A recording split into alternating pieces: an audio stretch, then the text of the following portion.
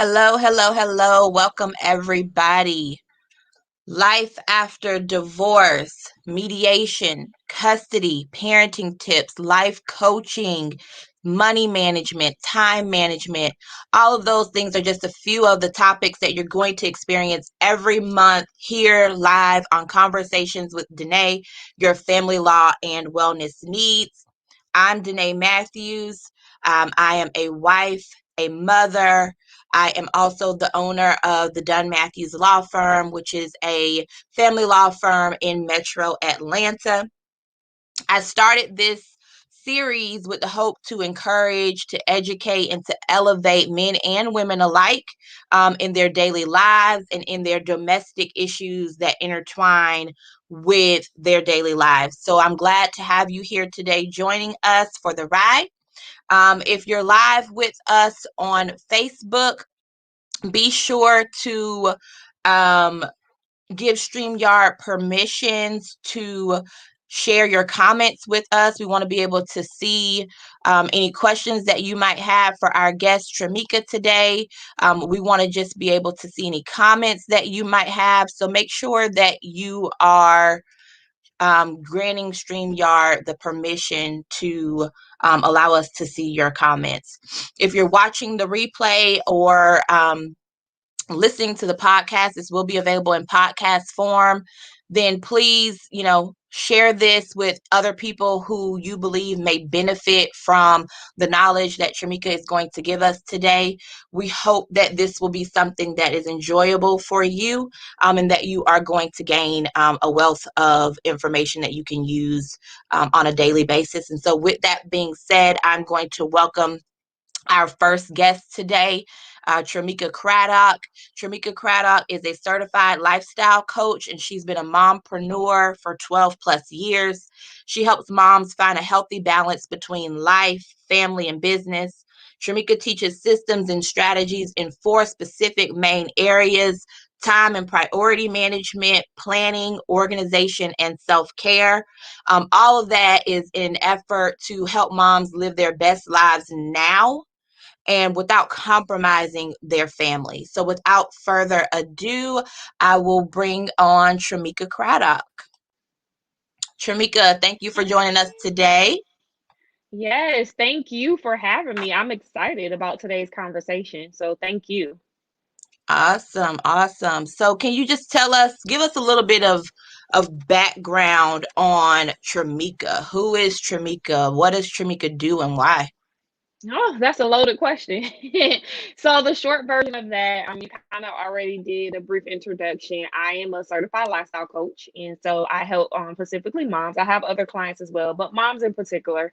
And I do deal with those four main areas, which is that time/priority management, organization, planning, and self-care. The reason why is because I noticed when I first became a mom that those were a lot of my struggle areas, right? And so I had a challenge trying to manage everything. I had a challenge trying to figure out how to make time for everything, right? Juggling priorities. I always I say keeping all the balls in the air. I had challenges with that. And I found that being more organized and planning really, really helped in those particular areas. And then I went through a really bad burnout some years ago. So I added self care in there. And so in the gist, that's what I do, who I am. I'm a wife. It'll be 15 years this year, August, that we've been married. I have three children, 10, 13, and 17. So my hands are full over here. And then I like to tell people some fun things. I love French fries. I don't know if I have any French fry lovers out there. I love French fries and I love home decor. So anything home decor, I'm your girl. Those are some of my things that I like to do in my leisure time. Uh-oh, I think you're on mute. Yes, I am.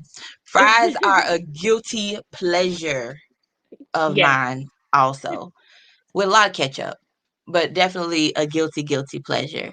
And so that's awesome. So you've got three kids, you're juggling, I guess, marriage, you're, Mhm. juggling kids' activities and things of that nature. And so here at our firm, anyways, a lot of the times we're dealing with primary physical custodians who are doing the same thing, but they very well may not be married, right? Sometimes people come to us and they are married, they're Mhm. seeking a divorce, and sometimes they are, past that phase or were never married and they're still trying to figure out how to balance that, self, child, relationship, Mhm.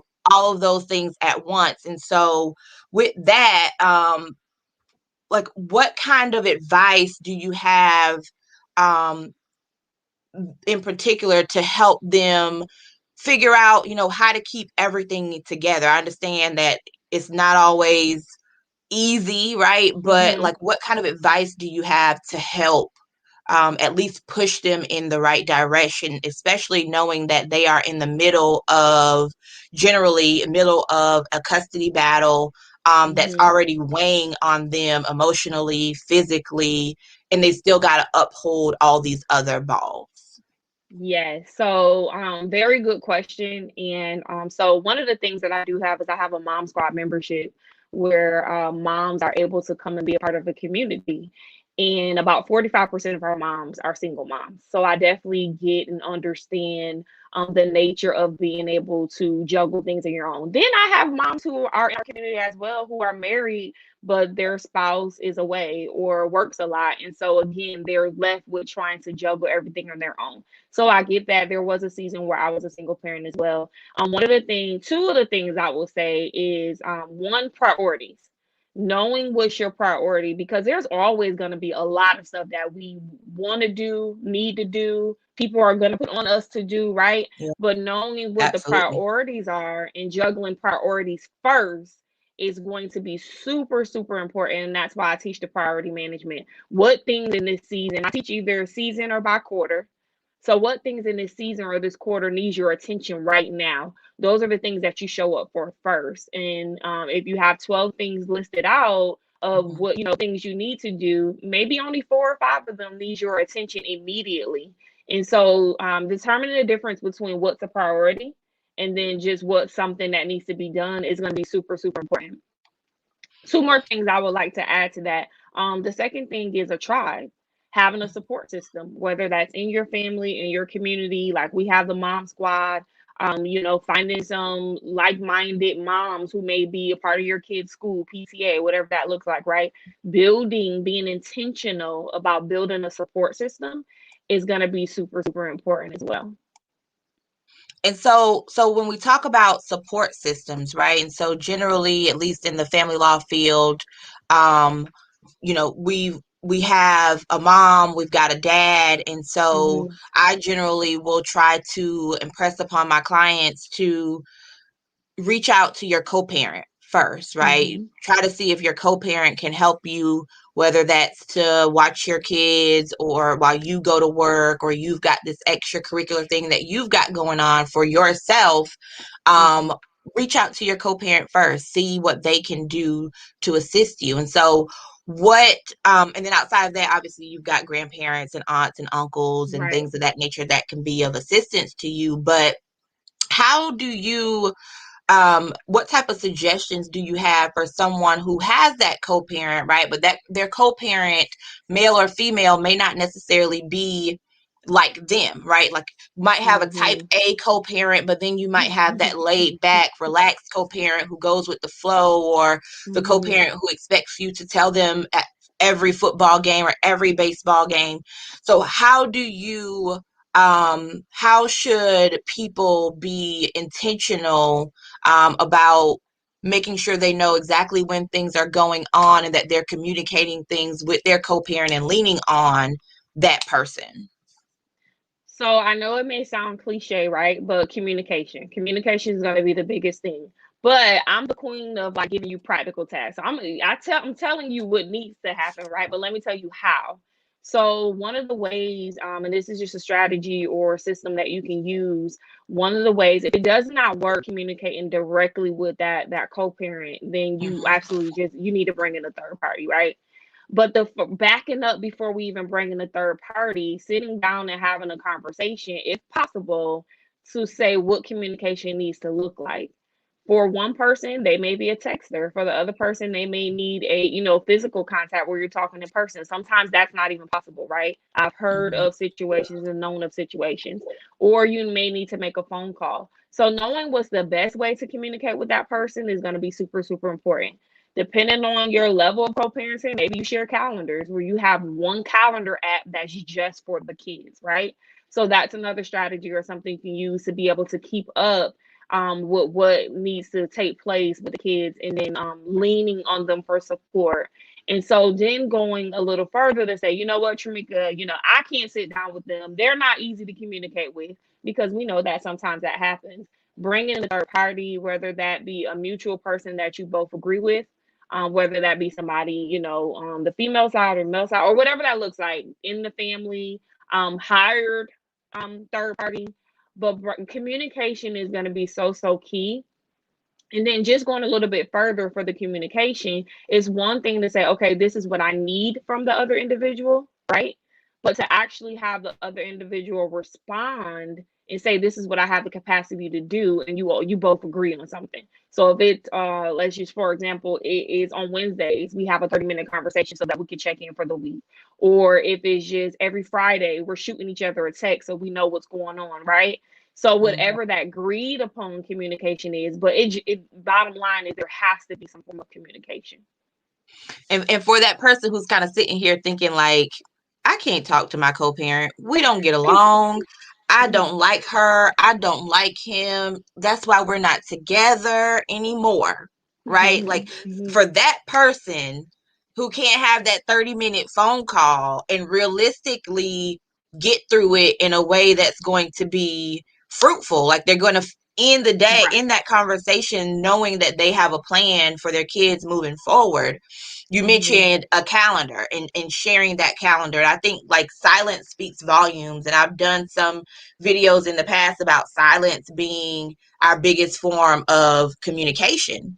And Hmm. so, just writing it down on that calendar, getting it laid out and shooting a screenshot, or Yep. like you said, using an app. I know we've spoke previously on different videos about co-parenting apps, and that we recommend our clients use some of those platforms. And so it's so many different ways to be able to communicate what your kids need and what you need in Hmm. order to like, feel that pressure, be relieved, and you can breathe and all of that. And so like, I know, for instance, you were a part of the PTA, right? Hmm. Prior to this new COVID land that we're Right. in. Right. And so like, how did you weave all of that in? Like, um, was your husband involved? Was it just you and the kids at those events? Like, how did you communicate with him? This is what's going on. Like, give us an inside example of it in the works. Yeah, so very good question. My husband is the breadwinner, so he works. Like that's his number one priority: take care of the house, pay the bills. And so most times at those PTA events, honestly speaking, although I'm married, right? I said 15 years, it was Mhm. mostly just me and the kids. And so, but I am grateful that he does work to give me the opportunity to be able to do those events, right? So it would look like communicating with him via a shared calendar. That's one of the biggest things that we do. I even now do that with my oldest daughter, who's 17. I'm doing a shared calendar so that she can learn. So the shared calendar was really, really big. And then just verbally mentioning to him.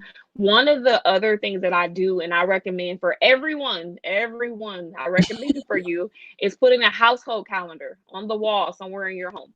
So a household calendar that kind of keeps the house on one accord to let everybody know what's going on and when it's going on, what's going on, how it's going, all of that good stuff, right?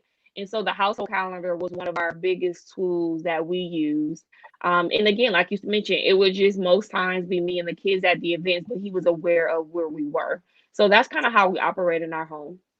Yeah, and I can see the household calendar being something that um is beneficial even for people who are not married, because so many times I hear people say, well, why do I have to tell this person every single event that my child has? Why do I have to tell Mm-hmm. him or her about, the award ceremony at school? Well, duh, they want to be able to participate too, right? Like, they're a parent Yeah, too. They yeah, want to be involved too.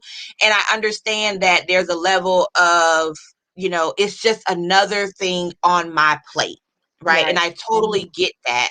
And so making sure that you're kind of got your stuff together inside of your house if you're not Mm-hmm. married just means, like we were saying before, just a simple picture of that calendar. Or Mm-hmm. and phones are so crafty now that if you've got some Yes. personal things up there, you've got a date with Susan or a date with John, and you don't want your ex to know, you can take that phone and black out those Mm-hmm. private events, and it's still a way of making sure that you are being intentional about involving someone else who's a part of your kid. Yeah. And so I definitely like that and think that that's something that um would be helpful. So when we talk about, I know, summer is here. Summer is here. And we've got, at least in my area, we've got a week left of school. Mm-hmm. And so we've got some people moving on to summer camps, or our kids are going to be home, even though they've already been home. And Mm-hmm. they're still going to be eating up the food. They're still going to be playing the video games. They're still going to be all of those things that we probably are cringing about as parents. They're still going to be doing. And so, Yeah. what type of advice or resources do you have for parents who are trying to, get in the rhythm of summer, and get their kids, off the couch? Yeah, so the biggest thing is if we go old school, summer camps. They're starting to open them back up. So physically, depending on the age of the child, the older ones don't typically want to go out to summer camp and be as physical. But summer camps are super, super important, making sure that your kids get up out the couch, get out there, be physical. Maybe sending them, if it's possible, to family members that live in other states. Yes, Yeah, I've so already got it planned. so yes, that's something I didn't really have the privileges that growing up, but that is something that I did with my kids since we moved away from our hometown. And so making sure that, bringing in that village, that support system, right? To see if your kids can go away for a week or two. Some people are blessed and they can do like months at a time. I wish. But if you can do that, so sending away with a family member may be a little bit more inexpensive from sending them to their grandmas. Yeah, so that's super helpful. The other thing is, I came across a program last year, super, super great program. It's called Varsity Tutors, and you can go to varsitytutors.com. And what I love about this, because I had my kids on programs every summer. So like, I don't know if you ever heard about like the summer gap where they kind of lose a little bit of reading and math as they go into the next grade. So I always call myself trying to like, make sure I don't have that gap there for the kids. So I would create curriculums and programs for them based off these online websites. Well, Varsity Tutors not only has things for like reading and math. If your kid wants to be a scientist, if they want to learn more, they have like YouTubers who are on there doing things. And so it's a way Oh, to keep our kids engaged, as well as have them do things in their interest. And so, I mean, it's thousands of camps on there. Go to the website, you can sign them up, and then it tells you what dates they're offered, and then they can just do it. Now, it is, I know some parents may be saying, like, well, if you had a digital student, like, I'm trying to get them off the computer. Well, it is better than them watching YouTube all day or watching TV or Netflix. It's something that they're actually yeah. engaged in. They're going to be learning. So that's one of my greatest tools or resources that I put out there for parents, and that's varsitytutors.com. Agreed. I think because, I mean, studies show that over the summer they lose so much anyways. Mhm. So it's a Mhm. way to kind of keep them engaged in those academics, but then providing something fun, um, Yep. and different, right? And if some Yep. YouTubers are on there, I highly doubt. Well, you might get a little pushback. I won't say highly Mhm. because they're Mhm. kids, right? Mhm. But you're gonna get some kind of pushback. But if it's what you said, a YouTuber is on there. Are they going to be playing Mm-hmm. video games that I can watch? Well, no, but they can teach you how to make your own video game, Yep, they have and things courses like like that. that Yep. can be, helpful. You just kind of twist it up a little bit for them. But I Mm-hmm. saw we had some people saying they're going to ask you, can they have a snack? Can I have a snack? Can I have a snack all summer Yeah, long? all And summer. that is But just it's not, even a strategy for that, right? So creating a menu. So on that household calendar, having a menu, telling them what yeah, times they can go for the snack and putting out all the snacks, right? Whether in the refrigerator or the pantry. So they don't have to even come bother you. If they're old enough to be able to tell time, they can look on the menu and know like, oh, I can't, it's 11:59. I gotta wait till 12 o'clock, right? I've yeah, done that years with my kids, and then they know to go. I've like organize the snacks and say, okay, this is Monday, Wednesday, whatever. It's strategies to everything. And we have, as parents, we have so much going on, right? And so we literally, for me, this is how I just look at life. I have to find a strategy to like reduce my efforts, my energy, and my time and stuff. And yeah. so even little things like that, getting the kids involved and being creative and making it fun, absolutely helps. Now you still gonna have some kids who still like, Mom, is it time yet? And like, you can tell the time, it's not time. You Set the still gonna have alarm. some. Everybody's got a phone now. Yes. Set the alarm, and you Yes. know that at 4 o'clock you can have a snack. And if it's fruit, go ahead all day or whatever. Mm, Have your little system. I like it. It might be a way to save summer. And I know mine are going to grandma's. I am. yay. They're going to grandma's for a whole month. A whole month. I know grandma is excited and Mhm. ready Mhm. to rock and roll with the crew. But for that other month, figuring out how am I going to do it? What am I going to Mhm. add in? And then when I'm trying to, when we've got people who are dealing with a co-parent who doesn't Mhm. necessarily live in their house, right? Like they may have ideas too.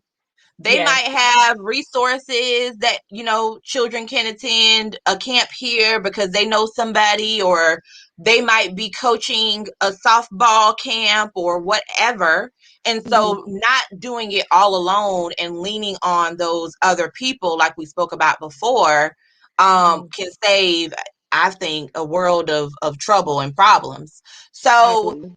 um moving on, like just talking about um when we are still in the marriage, right? And so we've got people who are trying to figure out whether or not I'm going to get a divorce or not. And they're thinking about their kids, and they're thinking about their money, and they're thinking about their Mhm. house, and all of these things that are kind of overwhelming their thought process. And Mhm. um really, whether they've really considered that divorce is the option for them, or they have they're teetering on the line, right? I get calls all the time with people who aren't quite sure. They're just trying to find out, what are Mhm. my options? Is this something that I should do now, or is it going to hurt me if I wait another 3 years or whatever? What kind of advice do you have for those people who are kind of on the saddle, they're in the middle, they're trying to figure it out, and maybe it's an intimacy issue, maybe it's a finance issue? What type of tips do you have to get them maybe even back, in a place where they feel their marriage is strong, and they can avoid that divorce? What kind of advice Yeah. do you have for that? So first, before I answer the question, I want to commend you on even having the question, right? Because I know your law firm helps with divorces. So the fact that you're even putting out the question or information on how to save the marriage before getting to that point, I just think that's super commendable. So Oh, thank thank you you. for that. Thank I you. definitely do believe in strong marriages. I'm super passionate about marriage. And so a few things, knowing that you need to work as a team on whatever that looks like, whether it comes to finances, whether it comes to the kids, whatever it is, like working as a team. And I Hmm. know coming from like being married for 15 years, when you come from different backgrounds, sometimes there can be some friction there. Like, I believe it should be this way based on what happened in my household, and I believe it should be this way based on what happened in my household, right? But creating your own blueprint together as a team, that's the first step, right? So I don't care if you've been married for 15, 20 years, start the blueprint now. Like, what does that look like for you, and what does it look like for your future? If Mm-hmm. you're gotten to a point where it's just like, you know what, I'm not really sure, I don't really feel in love no more, I don't know what to do, right? There's different things to kind of put a jolt in your marriage.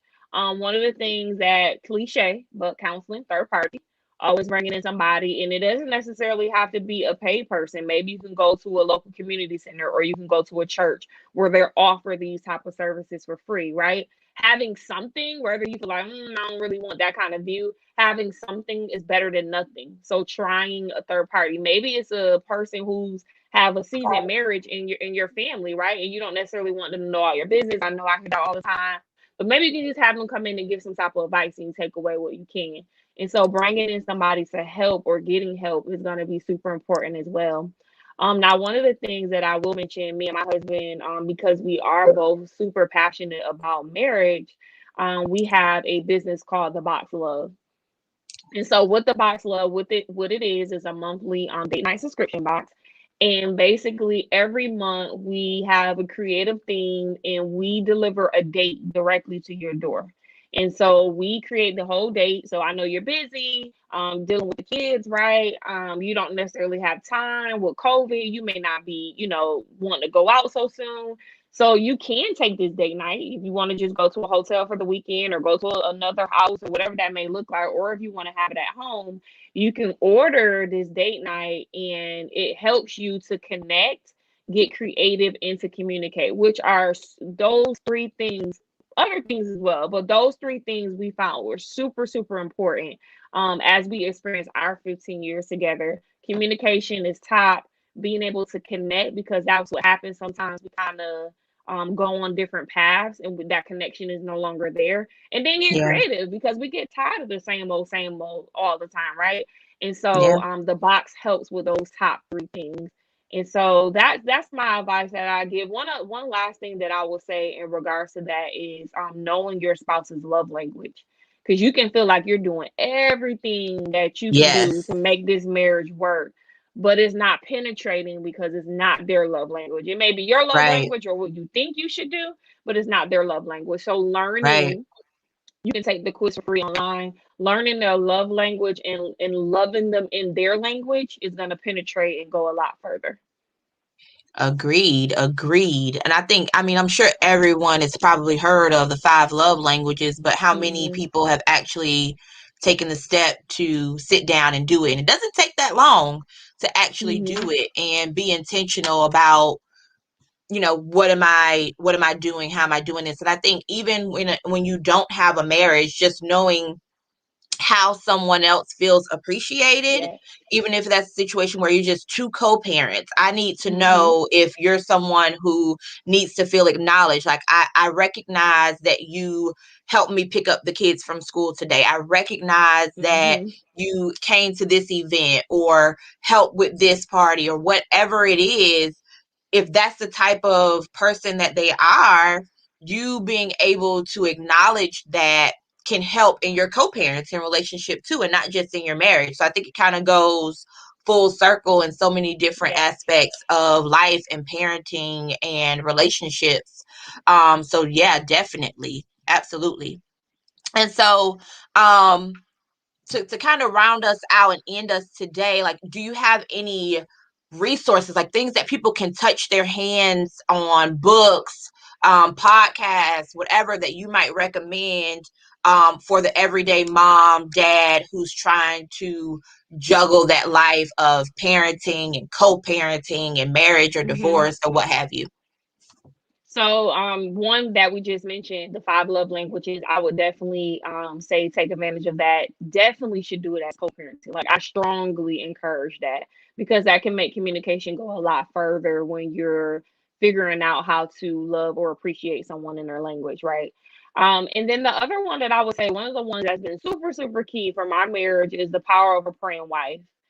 And that's for that, that person who's like, I don't know what I should do, I don't see this turning around, but you're not necessarily at the point where you just want to call it quits, right? That book is super powerful. I tell any wife that I talk to about that particular book. And then something that you can both bond over as co-parents is they have power of praying parents. And so you can do that, or praying dad or mom, whichever one you would like. But you can bond together. Maybe, for this week, I'll shoot you the screenshot of what the prayer is for the week. Then the next week, because at the end of the day, no matter if you're together or not, you want what's best for the best interest of the child, right? Like, that's, you need to work as a team for the Absolutely. child. And so Absolutely. finding different ways to do that is going to be super, super key. So those are two or three resources: the five love languages, the quiz online for free, Power of a Praying Wife, and Power of a Praying Parent. Those have been tremendous in my life, and I would definitely recommend them to others. Yeah, and I would say I think it was you actually, who, because I know Tramika for a while now, and I think it was Tramika who actually told me about Power of a Praying Wife. And I think Hmm. maybe I had already heard of it before, but I never really like looked into it. It was one of those things that kind of come in passing, and then Hmm. you mentioned it, and I said, well, let me go and get it. Let me go and see. And then I started using it, and I personally love it. And then I've Hmm. got the Power of a Praying Mom. And then, like you said, Power of a Praying Parent. I think that even the Power of a Praying Mom and Power of a Praying Dad, I think these are all written by Stormy Yep. O'Martian, I believe. And so, um, to me, some of these help with even prayers that you can have for your co-parent or for Hmm. your spouse, because you're praying about, on one side, at least for the book, praying Power of a Praying Mom, on one side, she's got prayers that you can speak over yourself and over your Hmm. own life, as well as the Power of Praying Dad series, etc. But then on the other side, she's got prayers specifically for your child that match in some form or fashion the prayers for yourself. Hmm. So not only are you, making sure that you have your life in order, you're making sure that you're covering your kids and covering your spouse and covering your co-parent. I think that's just super important um, to do on an everyday basis, whether you're in the course of litigation, Absolutely. whether you're just living day to day, like whatever it is, taking the time to invest in yourself spiritually, mentally, physically, all of those things are going to be helpful, I think. Um, Absolutely.